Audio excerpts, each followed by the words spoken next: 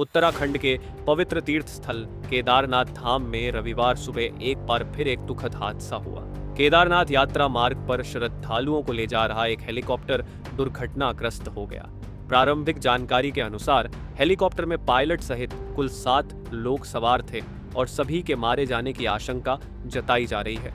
यह हादसा गौरीकुंड और त्रियुगीनारायण के बीच हुआ और खराब मौसम को इसका प्रमुख कारण माना जा रहा है।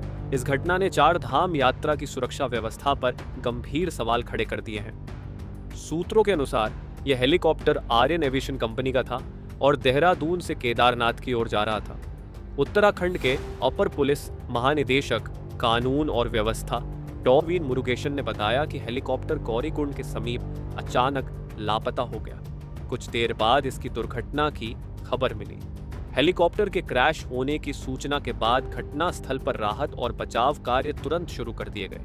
मौके पर बचाव दल भेजे गए हैं और दुर्घटना के सटीक कारणों की जांच की जा रही है। खराब मौसम, जिसमें कोहरा और तेज हवाएं शामिल हैं, को इस हादसे का प्राथमिक कारण बताया जा रहा है।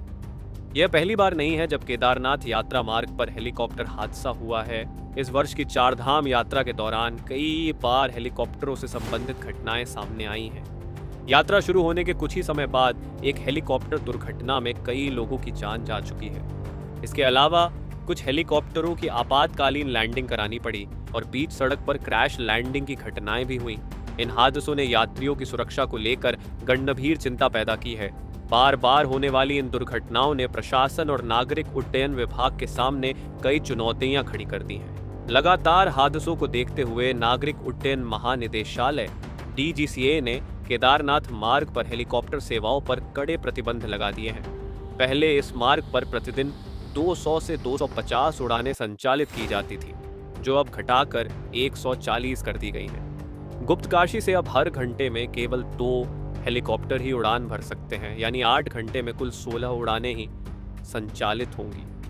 DGCA ने हेलीकॉप्टर संचालन के लिए सख्त नियम लागू किए हैं, जिसमें मौसम की स्थिति, तकनीकी जांच और पायलटों के प्रशिक्षण पर विशेष ध्यान दिया जा रहा है। इन उपायों का उद्देश्य भविष्य में ऐसी घटनाओं को रोकना है। हादसे की सूचना मिलते ही प्रशासन ने तत्काल राहत और बचाव कार्य शुरू कर दी। घटना स्थल पर पहुंची बचाव टीमें मुश्किल परिस्थितियों में कार्य कर रही हैं। हेलीकॉप्टर क्रैश के कारणों की जांच के लिए एक विशेष दल गठित किया गया है।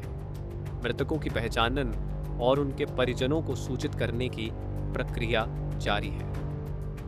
प्रशासन ने यात्रियों से अपील की है कि वे यात्रा के दौरान सावधानी बरतें और मौसम संबंधी चेतावनियों का पालन करें।